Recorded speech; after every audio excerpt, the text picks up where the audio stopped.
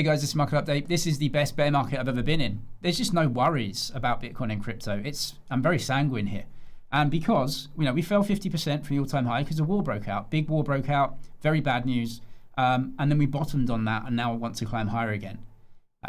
Stock market, S&P, NASDAQ climbing towards all-time highs again. Trade is rerouting. The US is exporting way more oil and gas. Things are coming back to normal a little bit. There's still issues, right? There's always issues. There's always stuff to worry about, but there's just so much positivity in this industry specifically. Morgan Stanley created an ETF to sell to their clients, right? It's proliferating through the banks. You just can't get better news than this. Clarity seems to be going through. Coinbase and the banking industry seem to have come to an agreement. Whether that actually gets through to legislation is another thing, but this is just pushing forward, and it's fantastic news. STRC is buying multiples of the new issuance every day. Where are the sellers? Where are they here, right? Because if a war comes in and everyone's scared and everything like that, it's still 75,000 a coin. If you've been in Bitcoin a while, all the tourists have gone, right? So we're long-term investors here. You've been in Bitcoin a while. 75 doesn't really feel that cheap, does it? But compared to like what it was previously. But look, 50% off an all-time high. In Bitcoin's history has been a decent price. Very clearly for me, the asymmetric return here is still Bitcoin, right? It's 17 years old, and we're 1.5 trillion. So we're looking at something that in 17 years has accumulated roughly the same amount as one of the best inventions in modern finance, which is the low-cost index fund, right? The Vanguard total stock market ETF, 1.7 trillion. Vanguard S&P here is 1.3, right? And then Berkshire Hathaway, these are the best things out of the previous era, right? Which is low cost index fund and Berkshire. And we're right here. And clearly Bitcoin is nowhere near as mature as those things, right? So you're looking at digital store of value, 1.5 trillion. And I just think it grows into up here. I think we just get number one in this list. I really do, which is a 25x in today's money. That's the asymmetric opportunity, right? And these companies are fantastic, and they're going to keep growing. And Tesla and SpaceX are going to keep growing for sure. But Bitcoin is asymmetric here in terms of what its actual market cap is. And Strategy are doing a great job showing how capital is used to create credit. People are saying that Bitcoin is, kind of destroying the dollar, or no. The dollar is something we want. The dollar is credit. Humans want credit more than anything else. In fact, for the most part, when people are looking about Bitcoin or other investments, what they're actually saying is, I want more dollars. I want more credit. Because what they want to do is make profits. They want to trade for profits. Well, profit in what? Cash. So you actually desire more dollars. Human beings desire more than anything else, more dollars, more cash. Yeah, which is hilarious. It's like the fundamental fact that people just don't seem to realize. Most people want cash. And when they trade, they just actually inherently just want more cash, not more assets. But in any case, capital, permanent capital, lets you create credit on top. This is how our society works, right? You create credit on top of assets. And so this is day one for credit creation on top. And the banks are bringing it in, and it's just fantastic. It's literally, we won. We literally won. We're just sitting here watching ourselves win. And in a bear market, you're at 75 a coin. It's just fantastic news, right? It's unbelievable. Just brilliant. So if you trade Bitcoin and crypto, click on the Buy a Bit link down below. Anything you deposit as a new user there, via that link, you can get a deposit bonus up to $30,000. Bitcoin isn't going to replace the financial system. That's nonsense. People don't know what they're talking about. Bitcoin is just the perfect way, right, to actually produce credit. And that's the thing that most people desire is credit. Businesses, people, we all want credit because we want to buy stuff that we can't afford right now. We want to invest in stuff that makes us more of that credit. This is how our society works. Bitcoin is the perfect capital asset, right? Because if you have a house as a capital asset, it's not fungible, it's extremely illiquid, right? You can't sell bits of it. It's actually, very poor as a capital asset, right? And then you look at the S&P 500 index, which is also great, but companies can't capitalize on equities or securities, right? Bitcoin is that. Bitcoin is digital capital. It's perfect capital to issue credit against. And credit will continue to grow. People say Bitcoin's going to replace the dollar or the dollar's failing. No, it isn't, because it's not what you think it is. Credit is just simply our desire to do things in the future, and it will always exist. And the way that a credit system works is that you need to constantly create more credit. Otherwise, that credit system collapses. That system is not going to change. The only thing that's changed is that we now have perfect capital to issue credit against. And so the credit is going to be created against the Bitcoin, which will inherently increase its value, valued in that credit as well. And so really you have to think of Bitcoin compared to other capital assets that you want to issue credit against. And Bitcoin is perfect. It's way better than all of those. It just simply is, right? Gold has a 2% inflation rate. It's difficult to move, etc. Property, you can't move it. It's not fungible. It's extremely liquid, etc. S&P 500 index is fantastic money for individual investors to issue credit against or to have as a capital asset, but corporations can't build on that, especially in the States, which it's literally illegal to do that as a corporation.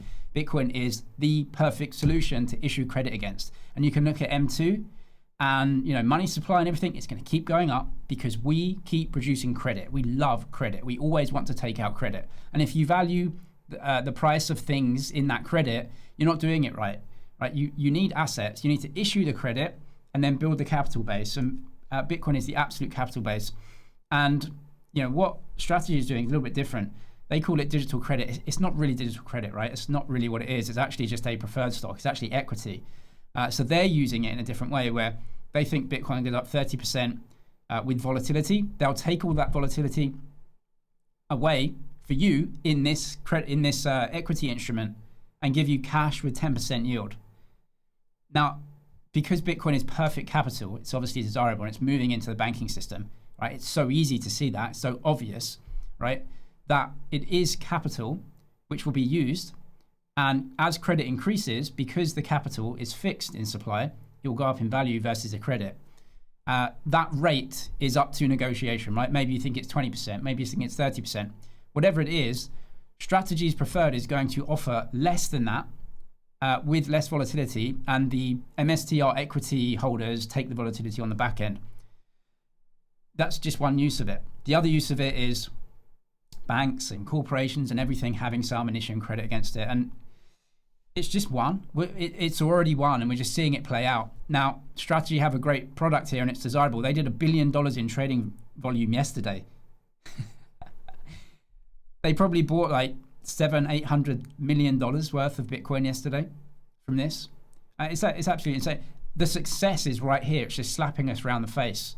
So well done to Strategy. They realized it and they've gone full into that. And who doesn't want a part of their portfolio in a cash instrument that pays 11% versus money markets, which is like 3%, right? Forward returns after sustained negative funding episodes, pretty much all positive, right? So that's great for short-term trading. Who cares, right? Buy capital. If you want to issue credit against it, up to you. True market mean is still in a bear market. We haven't broken out yet. That would be around the probably 78,000 level. Almost there. So technically, I would say, still in a bear market, I would guess, which is below the true market mean. It's just so positive. I feel so positive about the fundamentals. The price, any given day, who knows? But the fundamentals are just unbelievable in comparison to what it ever has been before, right? We're talking about a bear market just because of the war breakout. But if you look at the fundamentals, banks are bringing it on and it's being used as capital. 1.3 trillion versus multiple trillions more. It's the asymmetric opportunity in terms of large liquid assets, right? And the price, you can see here, this gold Bitcoin ratio, this is a liquidity oscillator against the moving average cost of production. Everything is just showing that the price is very, very attractive at the 200-week moving average. Are we going to go sideways for a bit and chop out a bit? Sure. Who cares, right? Who cares? It's a good price, and long-term investors are in a capital asset that is fundamentally better than every other capital asset. And the credit that is being issued against it, or the equities, the preferred stocks and everything, it's working. We're just in day one, right, where the banks are saying, okay, this is actually the real deal. And what we're going to do is start to proliferate this asset across. So people can start actually putting credit into the capital asset to start growing the amount that they have. And then after that, this is going to take years. After that, the credit gets issued. So credit getting issued against Bitcoin is the whole point, right? Capital, you issue credit on top. That's what the gold standard was. Gold, issue the credit on top. this is how the financial system works, and Bitcoin is proliferating through it. And we're still so early. We're just capitalizing on it now. And the more credit that gets created over time is going to push the Bitcoin price higher. I don't think Bitcoin is desirable for the type of people that found it desirable beforehand, right? So let's say when Bitcoin was a few $1,000s a coin, and when it was being very volatile, people would look at this thing and say, I want to make money quick off this thing. What they actually mean is, I want to make more credit, right? So I want to buy and sell the asset because I actually desire more credit. That's what I actually want. I don't want the asset itself. Now what you have is people that have too much credit, right? Their businesses and everything else creates too much of the credit, and they actually need to put that into capital. It's a very different type of client that is interested in it now at 75,000 versus beforehand. Just is what it is. It's going to keep moving higher. It's going to be less volatile. It's going to be less attractive to some people, but more attractive to others. This is a great asset. It's an institutional asset. Forget the price. Just look what's happening. It's moving into our financial system. And that's just fantastic news. If you trade Bitcoin and crypto, get the deposit bonus to Bybit by the link in the description. Anything you deposit, they'll give you a bonus to trade with. I'm James, this is ManagerG. Cheers for watching, and I'll see you in the next one.